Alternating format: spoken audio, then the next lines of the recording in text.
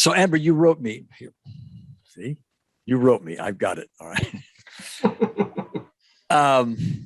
And you were talking about having bouts from time to time of acid reflux, perhaps hiatal hernia.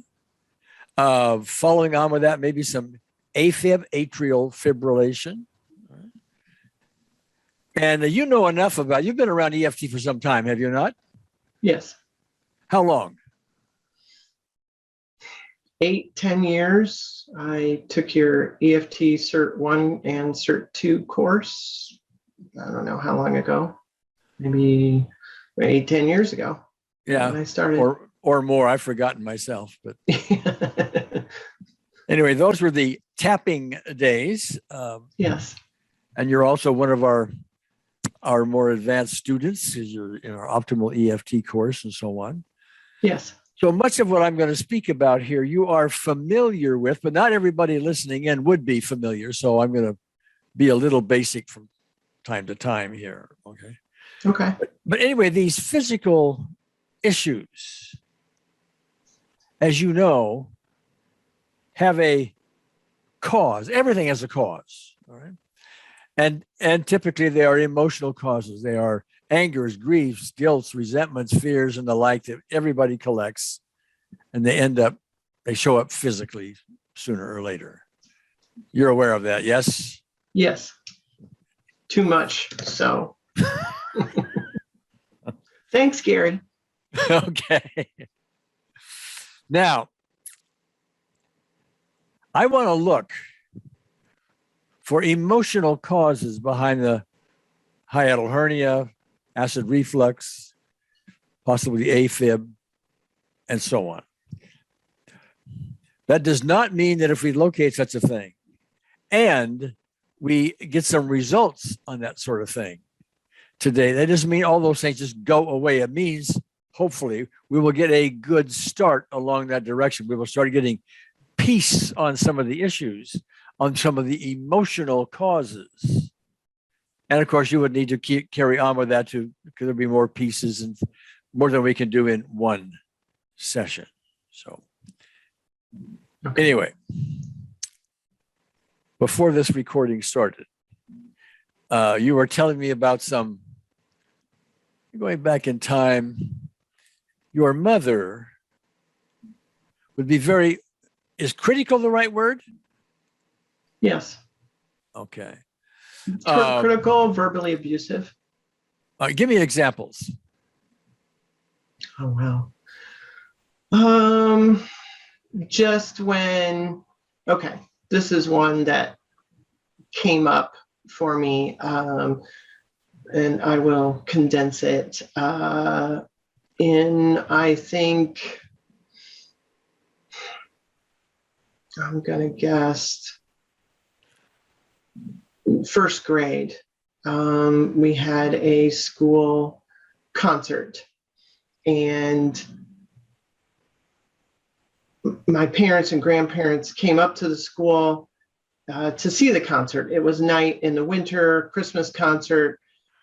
We all sang. I was supposed to ride home with the neighbor kids. It was, a couple of mile walk home, which we all rode our bikes and walked to school back in those days.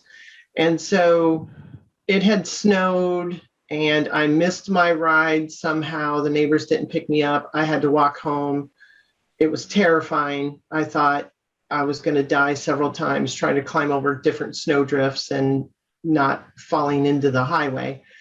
And when I got home, and my parents and grandparents found out that I had walked home and not caught my ride, my mom yelled at me. I understand now because she was terrified that I could have died, but her reaction was to scream and yell and call me stupid and why didn't you do this and do that? And, I was 6, so, and didn't have the answers for everything. So that would be one example that had come up recently that had a 10, SUDS level. And have you worked on that with EFT or unseen therapists? Maybe. I don't recall. All right. It just came up recently, so I don't think so. Okay, but let me get behind that a little bit. Okay. Your mother's response, as I hear the story, was, and you see it differently now as you look back at it, but her response there was very critical. You used the word stupid, okay? Right. So the real issue here isn't what your mother did or why she did it or that at this point. The real issue is your response to it. See, we're not going to be able to change anything that she did. Okay. That's just like trying to change a baseball score. You're not going to do it. Okay. She did that. You had your response at that time. And we can't change that response either. What we can change is your current response to that issue. And that's what limits you. That's what starts bothering your system. That's the kind of thing that is behind our physical issues like acid reflux, hiatal hernia, AFib, and so on. Right. So you said a minute ago that was a 0 to 10 number, a 10 in intensity. Yeah. If I focus in on it, I can get it to it. Sometimes it's a 10 or get it to a 10. Yeah. All right. Well, okay. I don't want to put you into unnecessary turmoil. So give me your best guess at the moment. If don't do it, I don't want to put you through it. Okay. But if you were to like close your eyes and vividly imagine things, go back there's your mother yelling at you, stupid. What number do you think you would get to currently? 10. All right. Now, as far as you know, again, I want your best guess. If you did that and got to this 10, do you think you would be having acid reflux type hiatal hernia, AFib type symptoms? Or do you know? No. You don't know, or you don't think you would?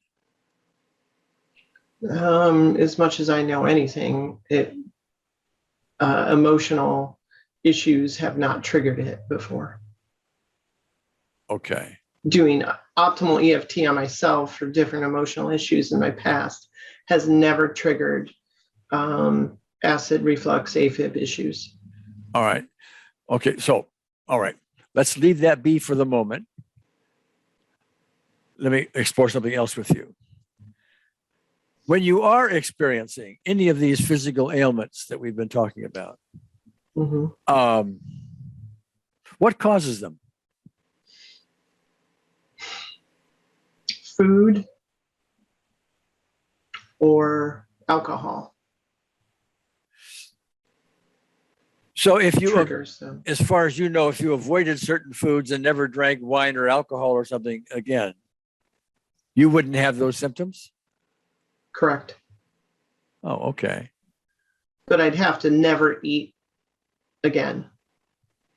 Oh, so because any food triggers it. Oh, any food.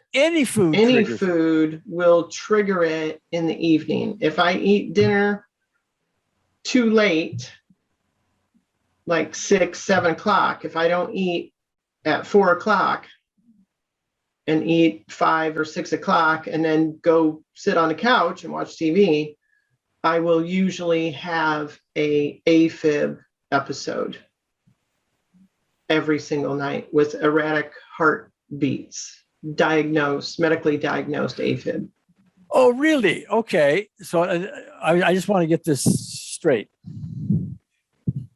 Especially you can tell me, if you eat after what time, you're likely to get AFib. Yes. What time? 5 o'clock. Oh, okay. So you can completely avoid the whole thing if you never eat after 5. Yes. Oh, okay. Just the food related trigger. Alcohol is a different trigger.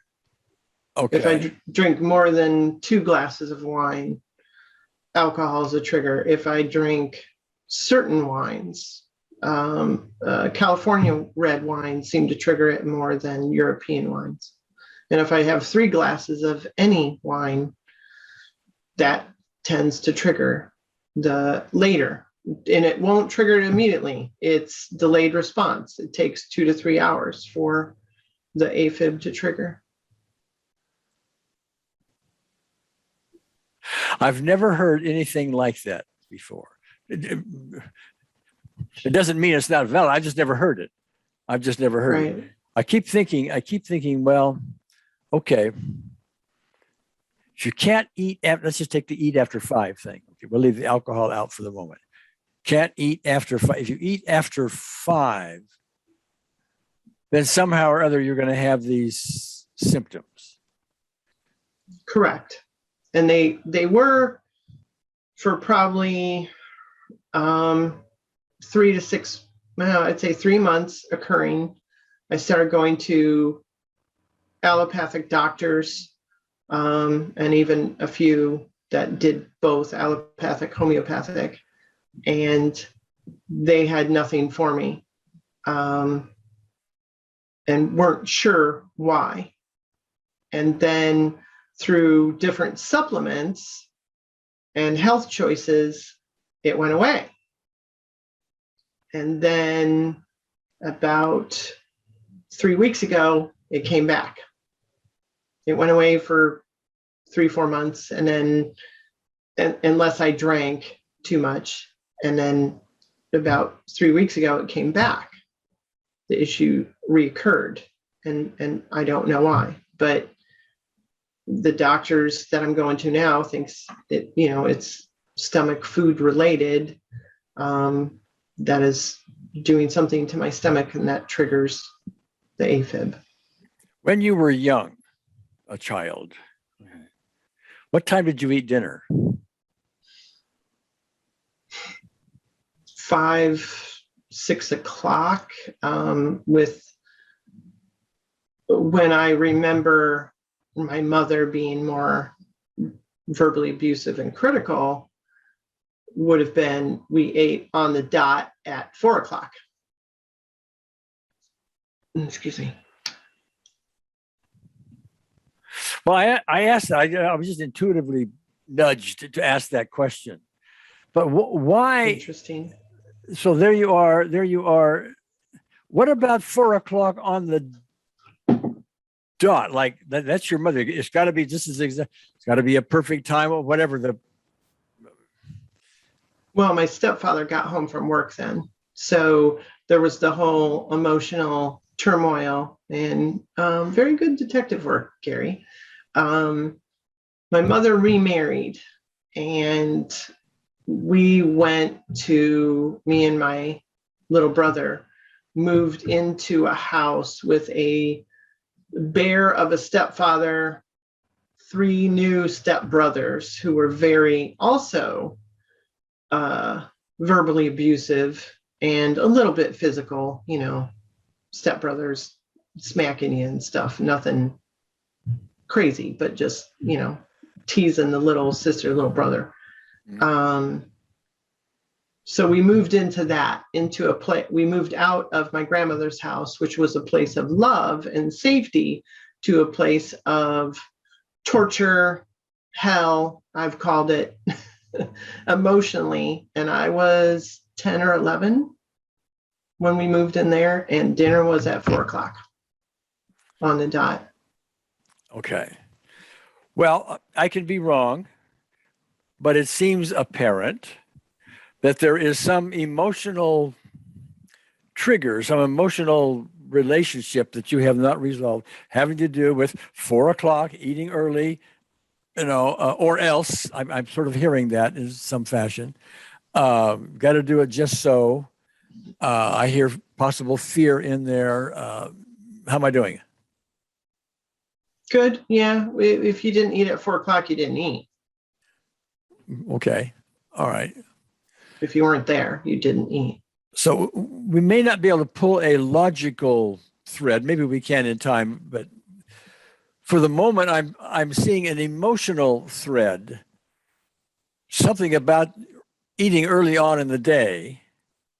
If you violate that, there's a penalty for it. I mean, I'm sort of hearing that. You're nodding your head. Yeah, there was no spankings or grounding or anything. You just didn't eat. The dinner was more stressful because there would be, teasing and maybe some yelling from my stepfather. It was stressful. Okay. It wasn't a family dinner of love and affection like we see on TV. Definitely wasn't that. Well, very few people listening in, Amber, will remember this, but some might. When I was growing up, there was this idyllic TV show, Ozzie and Harriet. Mm-hmm. I mean, they were the ideal husband and wife with 2 sons, and everything was perfect. The model for how we should be, but nobody is, kind of thing. Right. Like for me, it was June and Ward Cleaver. Oh, okay. Yeah. But yeah. And so it goes. But anyway, but we have these models up, but the reality is, and if you didn't do things just so, and there's a very strict, critical kind of thing, there's a penalty. You're not going to eat. Let's just call it penalty, period. But I'm also hearing in there, not only do you not eat, I'm hearing, let me put words around this. And you make sure you correct me, because I don't want to start assuming things that aren't accurate. But I'm trying to put myself in your shoes intuitively. And you need to be cautious.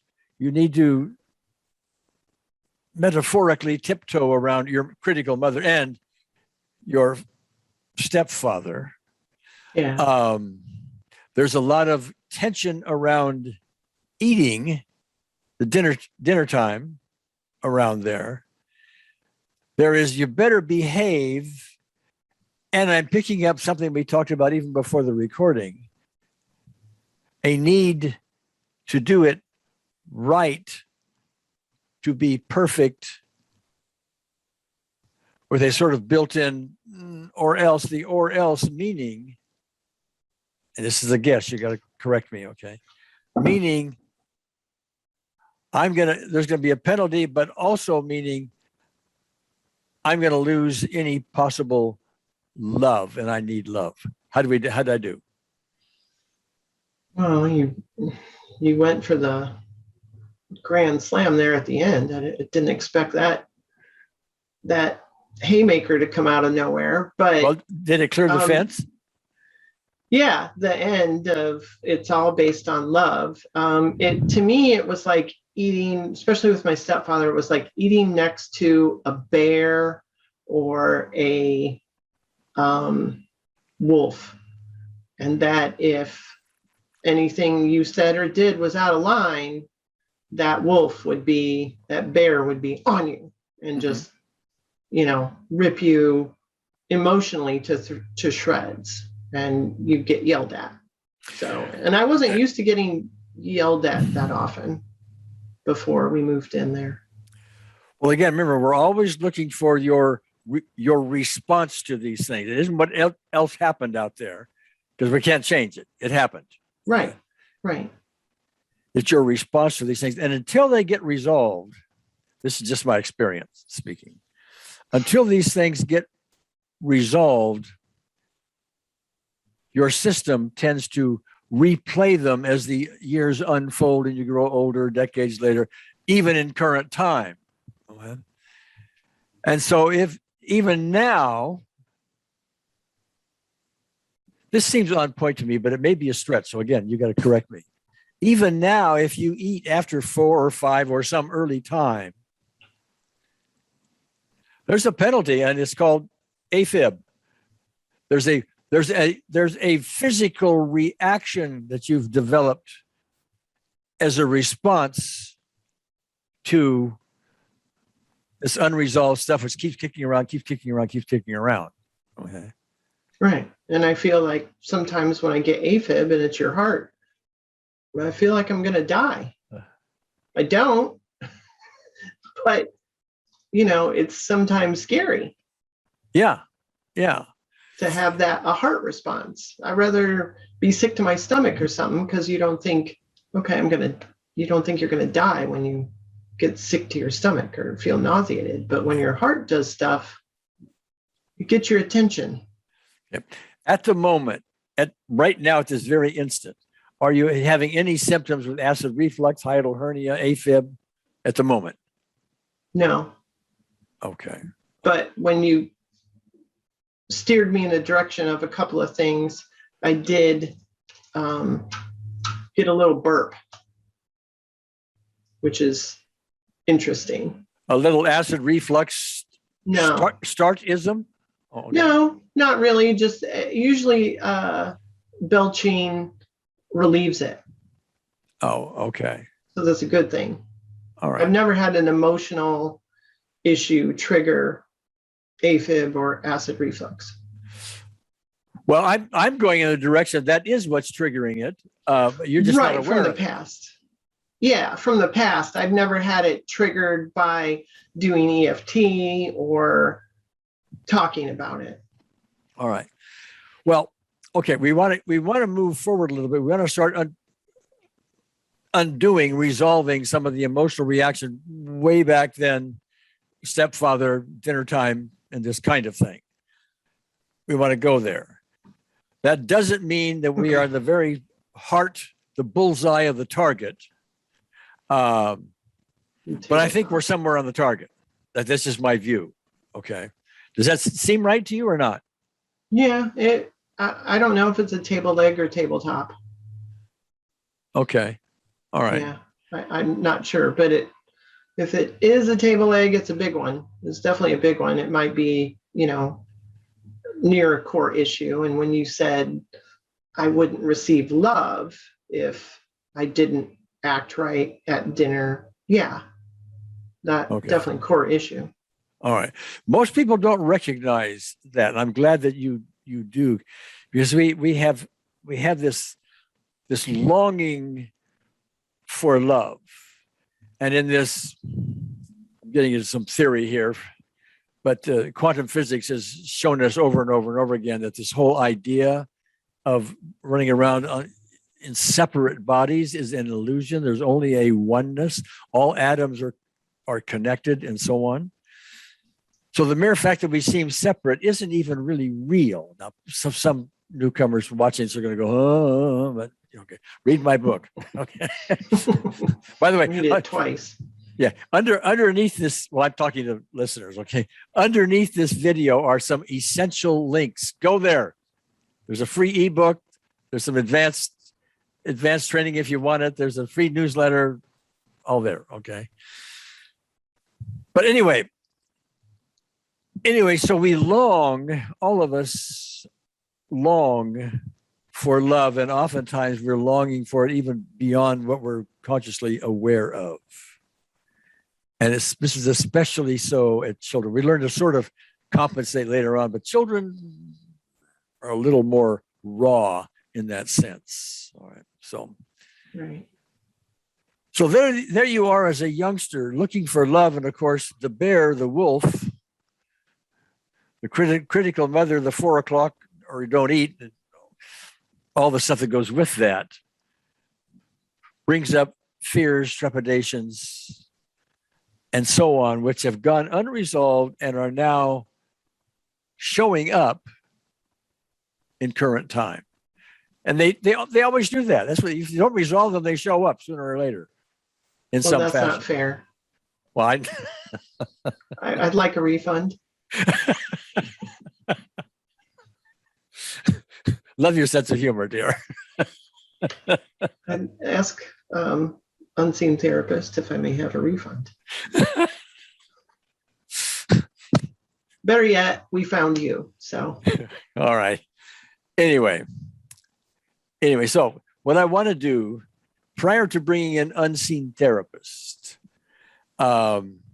is to start working with you, have some conversations, exploring some things, putting as much on the table, on top of the table as we can. It's very easy for us to have stuff under the table, want to hide it, forget about it, don't want to look at it, this kind of thing. We all do it. It's a human tendency. But unseen therapist is not going to bother with stuff that you want to hide and keep. That's your right to do, and she's not going to interfere with that. That's where we want to discuss things a little bit. We want to put as much on the table in plain sight that you're willing to let go of, and so on. And the better we can do that, the more we can get relief from all of that. Okay. So, let me ask you, let's start with your mother. As far as you know, why would your mother be so consistently critical, using the word stupid and things like that? Because she was raised in a critical household. Her mother was critical. She was forced to grow up at an early age and take care of her little brother and sister. And her mother used her as a best friend rather than let her be a child. I gather you can see from that your mother would grow up with a fair amount, maybe a lot of unrest within. Yeah. Yeah. A lot of resentment, fears, guilt, maybe, imperfections. She should be something other than she is. How am I doing? Yeah. Yeah. All right. I think those are just based on stories that she told me. I could gather that. But when I knew my grandmother, she was a very different person. But she was, she went through World War II as a nurse in a MASH unit. So she had her own psychological issues, and she was an alcoholic parent. So she was self-medicating. Your mother or grandmother? My grandmother, okay. My mother's mother. Yeah, okay. So there's a whole chain of things that contributed to this. Well, one of the things that happens when someone is raised in this fashion, and unfortunately, many people are, they're always looking for love. They have this unrest within them, and they don't know what to do with it. They can either start resolving it, but they don't have the tools for it. All right.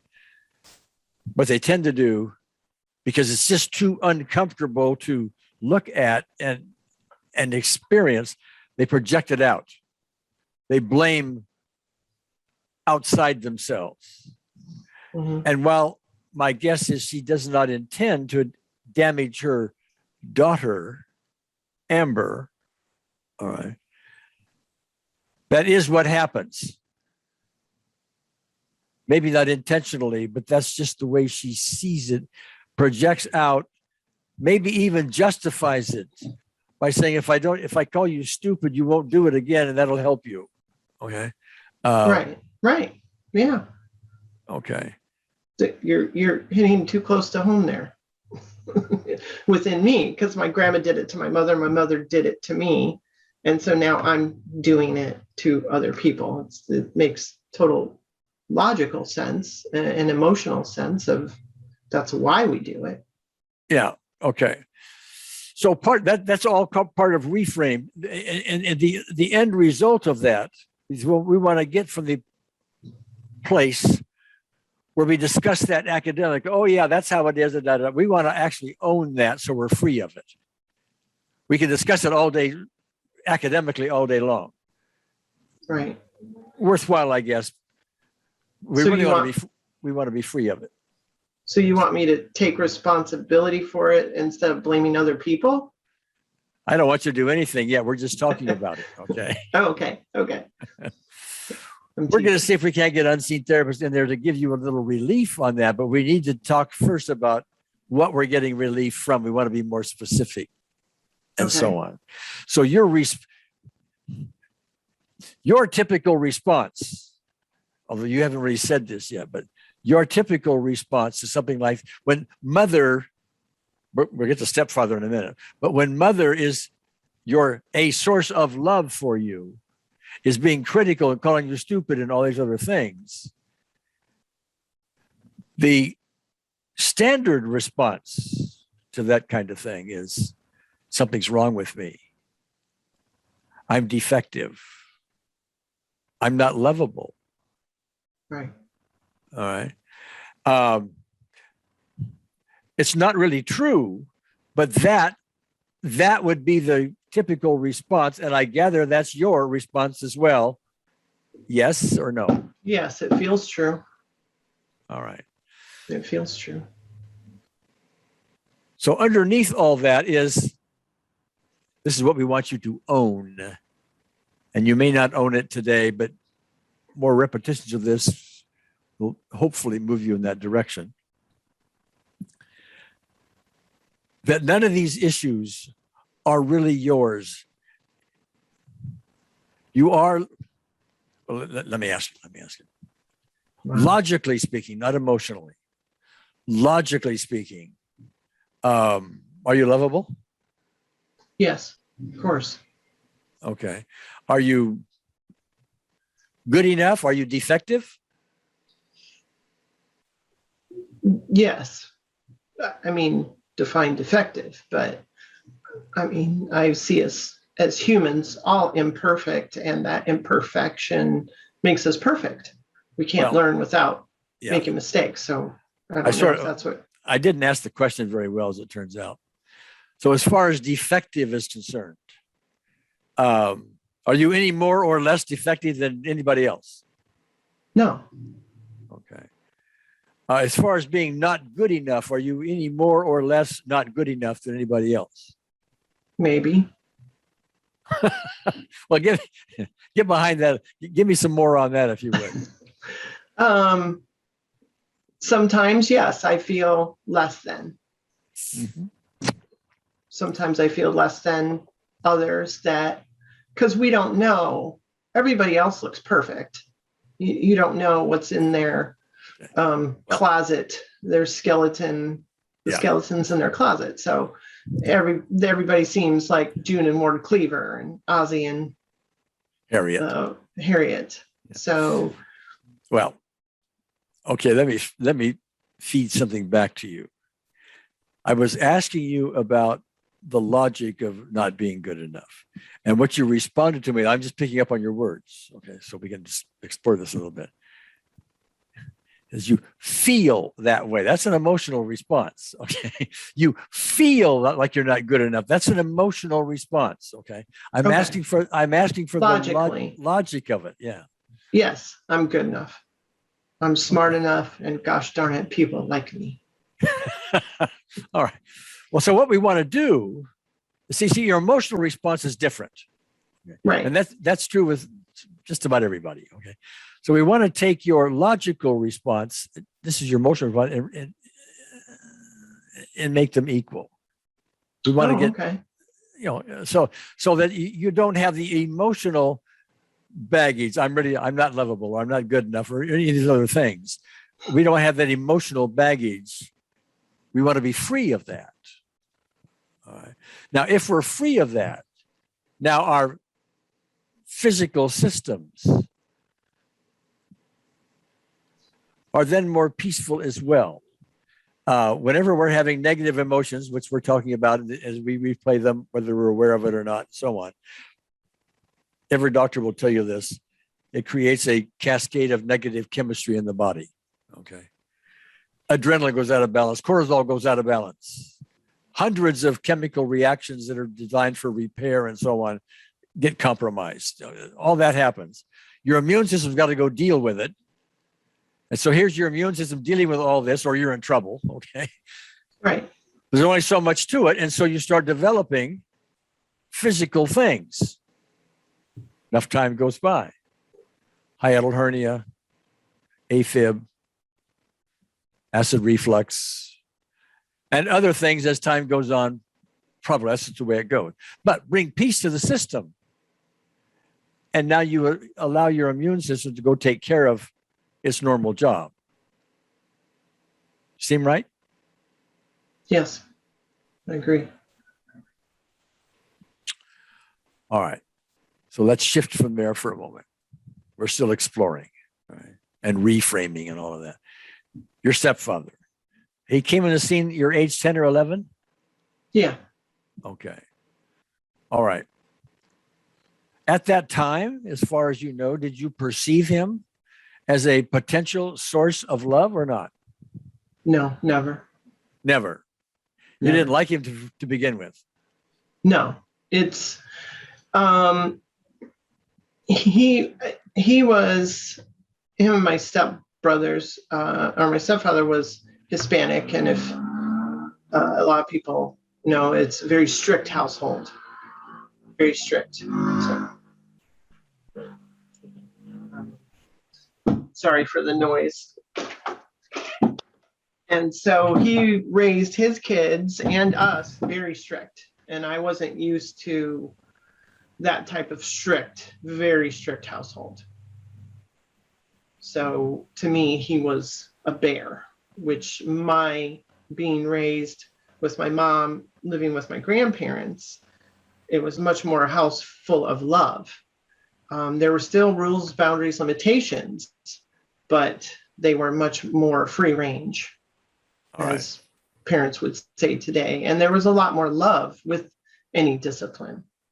You know, there was apologies and hugging and I love yous and stuff like that. That never came from, he didn't hug his own kids until they were 30 or something, 30 years old. So as far as you know, if you know, why would he behave in that way? No love, strict, and all of that. Because his upbringing was far worse. It was physically abusive. We're not, see, important phrase here, Amber, we're not excusing anyone's behavior here, your mother's, your stepfather. Yeah. We're not excusing it. We are trying to understand it. That helps us soften it. It helps give us freedom from it. Right. Okay. So we need to understand it. That's why we're exploring this. It's, again, a form of reframing and all of that. But to understand where he's coming from. Let me ask you. His father was very physically abusive to them, to my stepfather when he was a kid. Right. And he told stories. And so he learns that is a way to conduct oneself, I guess. And then reflects that because that's the way it should be. Right. Okay. That's all he knew. Yeah. And behind that, I'm guessing here because I don't know him, but I'm guessing. Behind that is I don't feel good about me, and you may like this term. I need to have a sense of control. All right. I need to have a sense of control, and I can do it by being the big bad bear or big bad wolf or whatever, and lay down the law for everybody, do it my way and nowhere else kind of thing. Would that be in there someplace? Yeah, that's, I mean, again, like you said, I don't know his reasons. I mean, in later years, he's softened and, was much more pleasant to talk with. And so